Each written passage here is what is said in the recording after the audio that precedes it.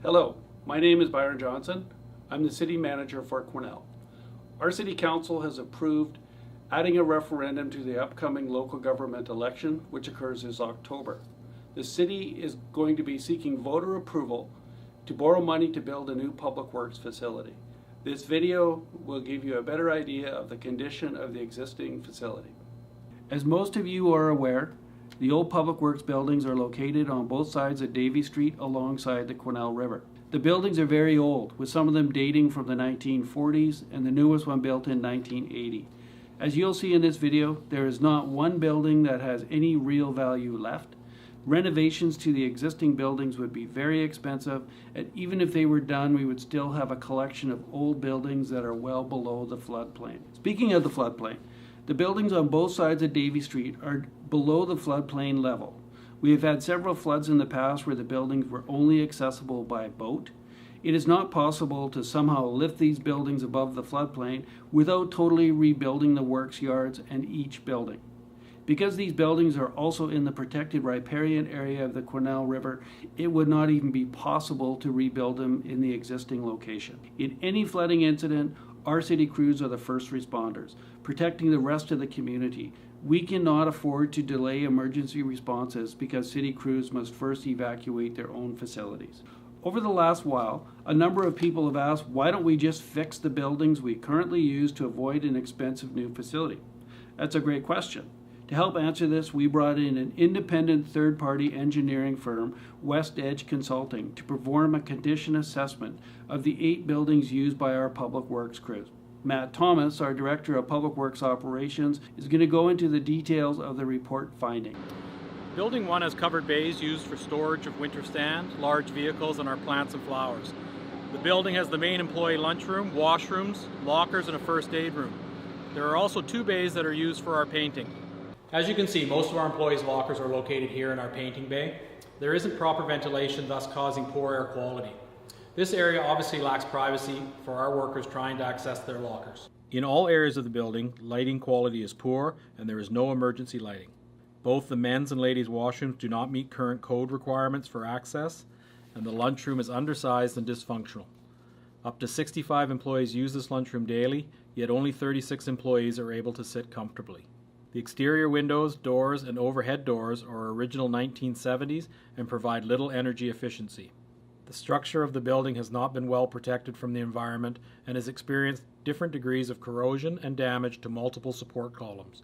The open bay area has very limited stability to resist wind or earthquakes. Because of these concerns, it is recommended that the city does not invest any further to bring these buildings up to current building code standard. Building 2 is used as a heated storage area and workshop. This building was built 48 years ago and originally used as a city dog pound. This building is not insulated, resulting in little energy efficiencies. The lighting and air quality throughout the building is poor, and based on these concerns, it is recommended to stop using the building as a workshop and to remove the heating system. Building 3 is used as a mechanical shop and houses our stores and purchasing department. Built in the 1940s for BC Hydro, the building and property are currently leased from CN Railway. The age of this structure, modifications and additions that have been made over time have impacted the structural integrity of the building. The inefficiency of this shop is the one door that we have, everything has to come in and out of. If we have stuff in the shop that's a priority, we cannot plug the back of the shop up, even though stuff is sitting outside waiting to get fixed. That's inefficient. Inefficiency to any business costs money. In this shop, the money has to be burdened back on the taxpayer for the inefficiency. In the long run, yeah, it costs a lot of money. Downtime, waiting for equipment. If you had a shop that we were looking at building, every piece of equipment would have a bay to get fixed and we'd get it out quicker. The shop floor slab has severe cracking, heaving, and deterioration. In this shop, there are no workstations or welding bays. The shop lighting and ventilation are very poor. The building has little or no insulation and as a result has little energy efficiency. The storage roof is structurally inadequate and has been deemed unable to withstand any significant snow load.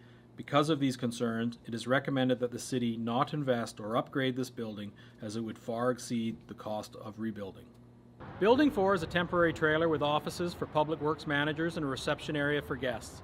The trailer is only accessible by stairs which do not meet code or accessibility requirements.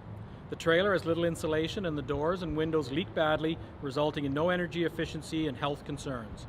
Because the trailer is not properly sealed, mice have become a constant issue over the years. The furnace is located next to the main entrance and has no fire separation. The furnace is old and past its usefulness. All of the interior finishes are well worn and beyond repair. The washroom is very small and in poor condition, with the door access being only 2 feet wide. The floor movement indicates that the floor joists are in poor structural condition. The foundation does not provide adequate stability against the wind or earthquakes. Based on these concerns, it is recommended to not upgrade the trailer except to address health and safety issues. Building 5 includes the utilities office, carpentry shop, and storage, and it was originally built in the 1960s as a store warehouse. The utilities office and storage area of this building are only accessible by stairs which do not meet current code and accessibility requirements. The air quality throughout the offices is poor. The building has no fire separation from the furnace and the building is not insulated. So here we are at our City of Quesnel Utilities Department tool lockup and storage area / workshop. Here on my left we have our workbench where the guys perform maintenance on pumps. Behind that is our wastewater collection storage area for tools and supplies. On the other side of that is our water distribution tools and supplies. And up here on my right is where we store our water sampling equipment. Ideally, the best practices would be to have a separate area to work on our wastewater tools and a separate area for our water distribution and a third clean area to store our water sampling equipment. The carpenter shop is undersized and has an inadequate dust collection system.